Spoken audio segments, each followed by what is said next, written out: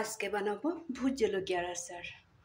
ভুত জলকিয়া আমাদের এই বেঙ্গালুরু পাওয়া যায় না, আমি আসাম থেকে নিয়ে আসছিলাম। বানাবো বানাবো বলে তোমাদের সাথে শেয়ারও করতে পারিনি, আজকে ভাবছি বানাবো।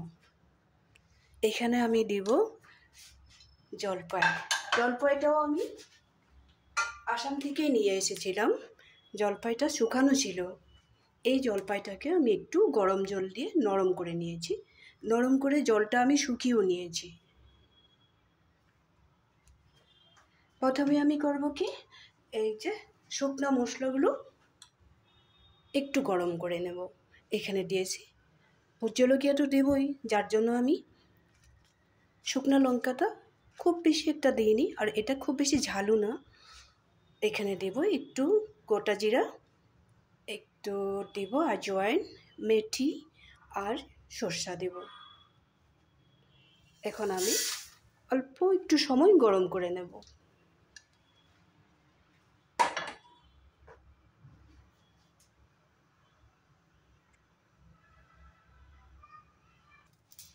হালকা ফ্রাই করা হয়ে গেছে। এই সময়টাতে আমি লবণটাও এখানে দিয়ে দেব। লবণটাও প্রায় গরম করে নেব। কাঁচা লবণটা দেব না, আমি আগেও দেখিয়ে দিয়েছি লবণটা কাঁচা দিতে লাগে না। কাঁচা দিলে ভেকুর হয়ে যায় আচারের, যার জন্য দিতে লাগে না। লবণটা এইভাবে একটুখানি গরম করে দিলে ভালো হয়।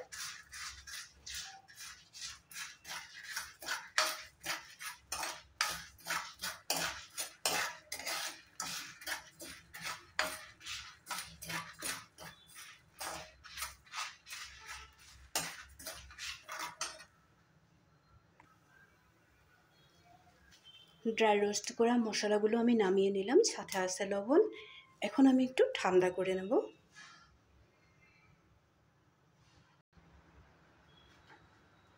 আর একটা কড়াই বসিয়ে দিলাম, মশলাটা ঠান্ডা হতে থাক। এখানে আমি দিয়ে দেবো সরষের তেল।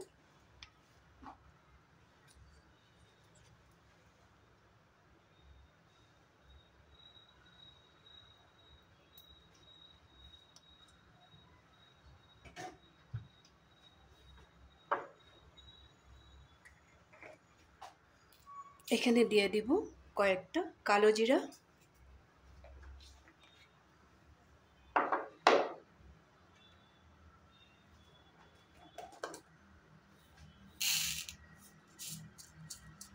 আর একটু মেথি তেলে দিয়ে দিব।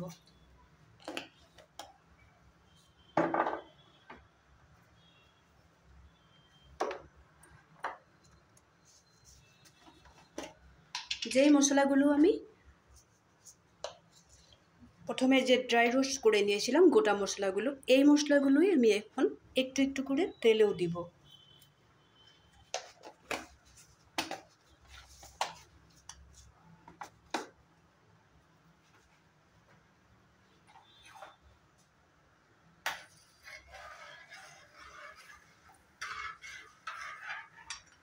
তেলটা ভালো করে গরম করে নেব, তারপরে আমি গ্যাসটা অফ করে দেব। তেলটা ভালো করে গরম হয়ে গেছে। এখন আমি প্রথমে দিয়ে দেব নরম করে রাখা জলপাইগুলো। এই জলপাইটা আমি এখানে দিয়ে দেব।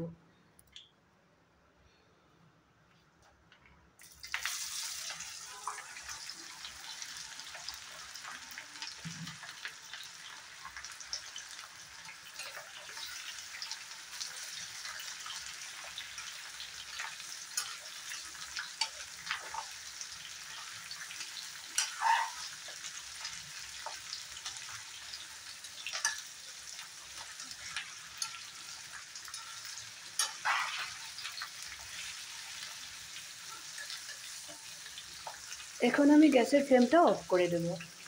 অফ করে দিয়ে এই যে ভুত জলকিয়া বলেছিলাম, এগুলো একটা একটা করে কেশি দিয়ে কেটে দেব। হাত দিয়ে ভুলেও কাটবে না, একদম ছোট টুকরো করে দেবে। আমরা যখন একবার খাওয়ার জন্য বের করে নেব, তখন ছোট ছোট টুকরা হলে বেশি ভালো হবে। খুব বেশি ঝাল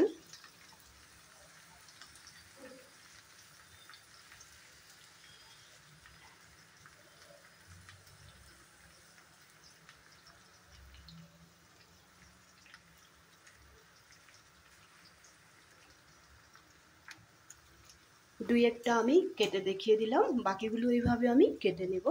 তোমরা একটু অপেক্ষায় থাকো।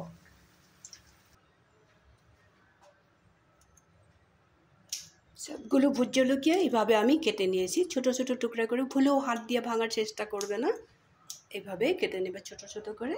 এখন আমি মশলাটা ঠান্ডা হয়ে গেছে, এটাকে আমি পাউডার বানিয়ে নেব।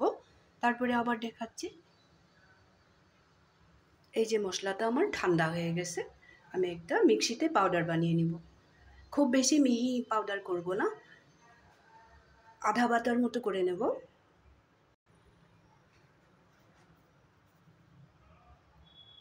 মশলাটা এই ধরনের আমি আধা বাটা করে নিয়েছি। এখন আমি এখানে মিলিয়ে দিলাম।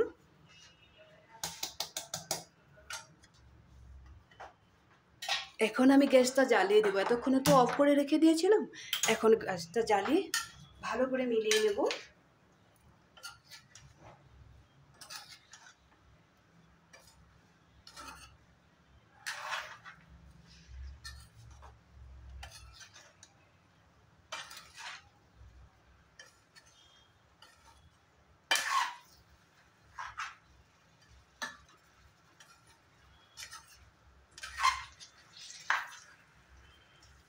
এইভাবে কিছুক্ষণ মিলিয়ে নেব। এখন এখানে দিয়ে দিব আচারটা যাতে খারাপ না হয়, একটু ভিনিগার, সাদা ভিনিগার দিয়ে দিলাম। ভিনিগারটা একটু বেশি করে দিলাম।